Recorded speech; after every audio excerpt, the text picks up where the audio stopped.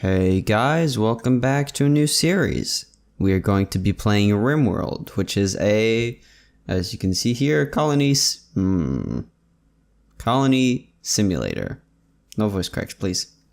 Yeah, it's a real-time strategy colony simulator thingamadoohickey. I've got a few mods. I've played a little bit for like, I don't know, half an hour or so. But I've watched a lot of content, a lot of people playing this game. So there are things that I downloaded and that I added because apparently they're very good to have. They just make the game a lot more enjoyable. They get rid of the micromanagey stuff. So hugslib is just useful library for other mods. Same for miscellaneous core. Allow is a thing that makes it so that you don't have to go like all the items that have an X. Usually you'd have to click on it and then get rid of the X. So click F for unforbidden, or U. No, that's for this one. So you'd have to click on it and then F and click on the next one and then F, and it's just a pain in the ass. So this one adds a thing that just unforbids all items in the map, which is very, very convenient. This colony manager thing makes it so that you don't have to do a lot of micromanagey stuff. It's just nice to have. It does the hunting for you. It does chopping out the trees for you. In that, it tells your colonists to go do the stuff according to what you've set the requirements to be. So it's just very nice.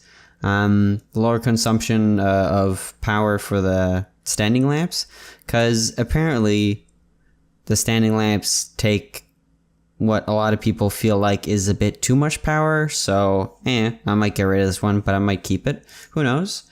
This one is just a neat thing that I saw on the Steam workshop. So I figured, why not? We'll have a go at it, see what it does.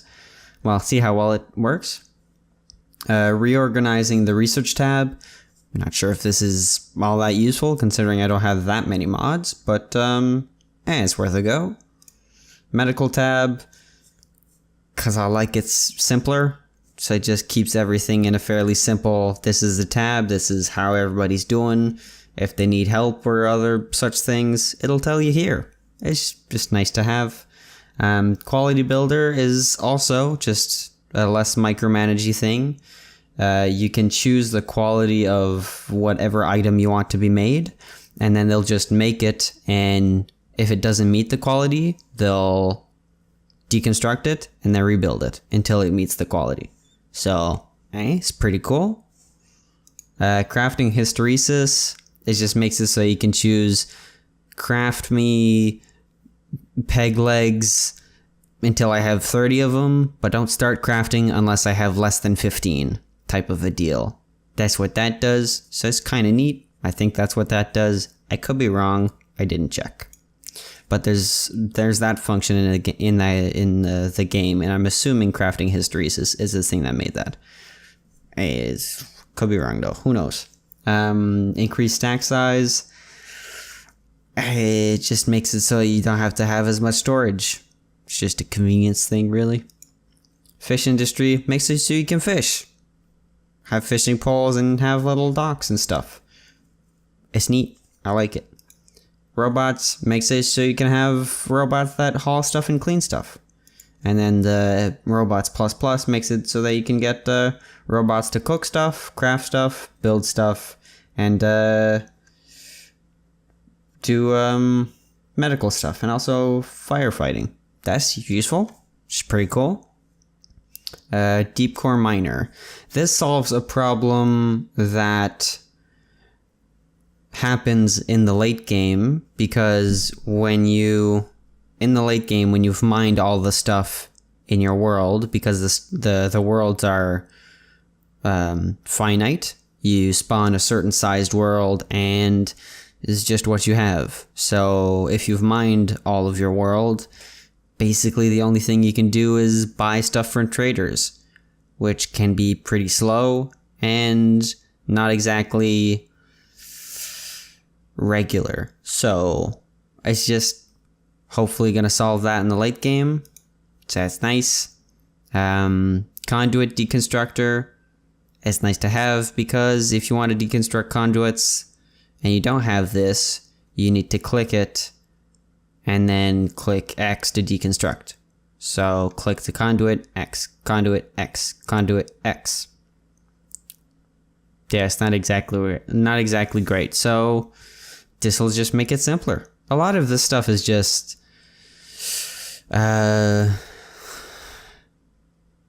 ease of use, but there's another word that I was trying to think of. I forget what it's called. Anyways, yeah. So this is another thing. It spawns buildings. The base game spawns buildings, but not that many. So this one just makes it so that it spawns more of them, and more interesting stuff happens. Because in the buildings, there can be enemies that'll kill you. So be careful with that one. That destroyed my last base that I played for 30 minutes. Like 5 minutes in, I completely forgot about the whole mechanoids inside the buildings, that if you deconstruct a wall, they'll come fight you. Yeah, I forgot about that part, and they wrecked me. It's pretty bad. So now we can have more fun with that. Mineitall is just like a vein miner thing. So you click the vein miner thing, and then you click the ore, and then it just connects to all the ores that are connected to that patch, that vein of ore, and it marks it all to be mined. It also does strip mining to a grid and a mining brush. So that's cool. As again, ease of use. Numbers. I haven't used this one, and I haven't seen anybody use it. But it seems like it could be useful because you can add a stat or skill or whatever, and it'll compare it to, it'll show what all of your colonists have in that statistic. So shooting, quite obviously, Eugene and Lisa are the two best ones. So they should be the ones with the guns if you have to prioritize that sort of stuff. And then the accuracy and the aiming time. So yeah, it just seems like it could be useful. I haven't used it yet, but hopefully it'll be useful eventually. Mending just makes it so you can repair stuff, which apparently originally you can't, which kind of blows. So yeah, just makes it so you can do that. Auto seller makes it so you can auto sell stuff. Just sell all of this one item between this quality and this somewhere else, this material, and every time you get a trader or something of the sorts, it just automatically sells all of it within the price range that the trader has. So within the amount of money that the trader has. So that seems nice. Super soil. This seems kind of OP, but I figured that I could hopefully not have my voice crack. Thank you very much. Super soil seems a bit OP, but it seemed also kind of fun. So I figured, hey, why not? Could be interesting at the very least. So yeah, you can increase the fertility and the growth rate by 1,000%. A bit much, but hey, why not, right? And then faster speeds and other such things. Not sure if I'm going to use it really, but it's there. More trading ships, also maybe useful, not sure. Stack merger, this one just seemed kind of like a no-brainer. Just makes it so that if there's a stack of 25, if there's like 3 or 4 stacks of 25 in one of your stockpiles, and the material stacks up to, I don't know, 5,000 or something, it makes it so that they merge, so they don't take 4 different spots or 5 different spots or however many. They all combine into the one. So that's useful. Just saves space. It's nice. And then prepare carefully makes it so that you can prepare carefully. You'll see what that one does in a bit. So yeah, new colony. We'll just start with a basic of crash landed, which is 3 people and a whole bunch of stuff with the doggo. Where's the doggo? Isn't there a dog? Oh, last time I prepared carefully, there was the dog. Anyways, we shall continue. And Cassandra Classic. And we have to choose what sort of a thing we want. The people that I watch play, they usually go on rough, intense, or extreme. This is my second time playing, and the first time was only for like half an hour. So let's go for some challenge, because it says for players on their first game. So yeah, that's hopefully not going to be bad.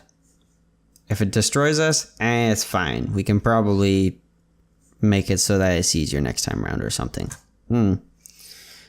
So yeah, sure, that works. Generate the world. Have at you. So we're going to have to choose a place to live, and I'm leaning towards more like temperate, so it's not super hot in the summer, it's not super cold in the winter. But I'm leaning towards more cold than hot, since I think it's easier to deal with cool weather than hot weather. Because cool weather, you just gotta put some space heaters and some vents and stuff.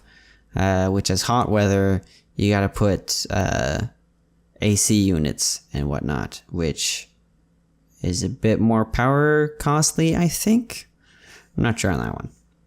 So I tend to prefer more mountainous region.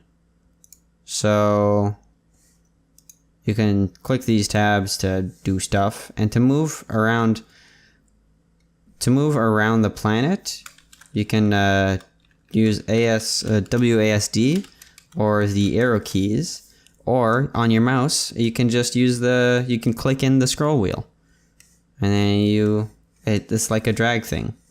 You're just dragging, like I click there and then I move upwards and then does this thing. And then right click does nothing, and left click clicks into the areas. And all of these little spots are factions. So there's the Isdo faction, the Red Tree Coalition. So all of these ones are all Red Tree. All of that is probably Isdo. Yeah. And then these are Constitutional Dominion of Henler. Sure, why not? So we're probably gonna want someplace slightly cooler. Summer temperature. Growing period is 30 days. So that's a month. No, that's 2 months. Or 1 month. I don't know. Something along the lines. Terrain, flat. Small hills, large hills, mountainous, impassable. Let's go with large hills. So that's 26 summer temperature and -3.8. I'd like it to be slightly colder.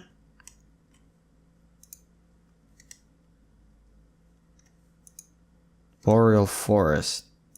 That's a 20-day. -9 and 23. That's better, and it's still a 30-day growing period. Slate, sandstone, limestone. I do quite like marble and slate. And granite's also nice. Marble, granite, limestone. That's not bad. Though it's mountainous, not large hills. Slate, granite, limestone. -10, 22. Large hill. I'd say that's pretty good. Let's go with this one. There's an advance. Oh, right, we can choose the size. Let's go with large. Ludionicris seems a bit excessive. There's even the warning to just don't play on that one. It might break stuff, so, you know, fair warning. So let's go on large, since medium might be a bit too small. I'm not sure.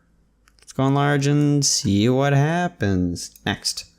So this is the prepare carefully. Usually in the main game, this is all you have, and all you can do is just randomize until you get something you like. But with the prepare carefully, well, the only thing you can change is the name, basically.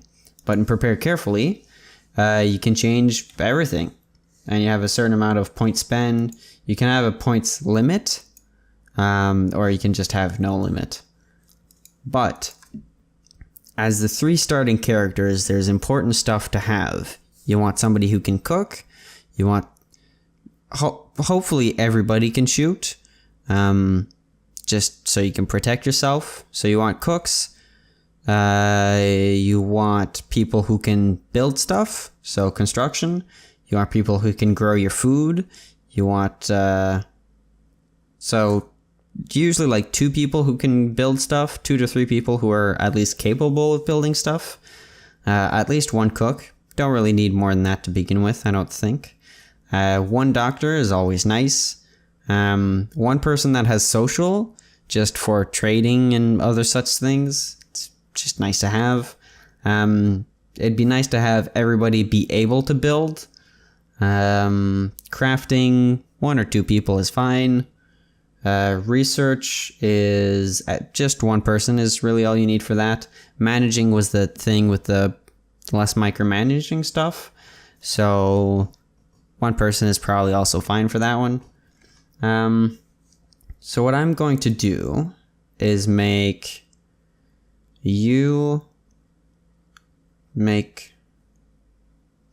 what? Is that that's your first name, last name, and middle name, or nickname? Oh, your identifier is your last name. Okay, cool. So you're going to be, and the traits here, like this one, athlete, makes it so that wardening and art is disabled. So that's not ideal. Ideally for the first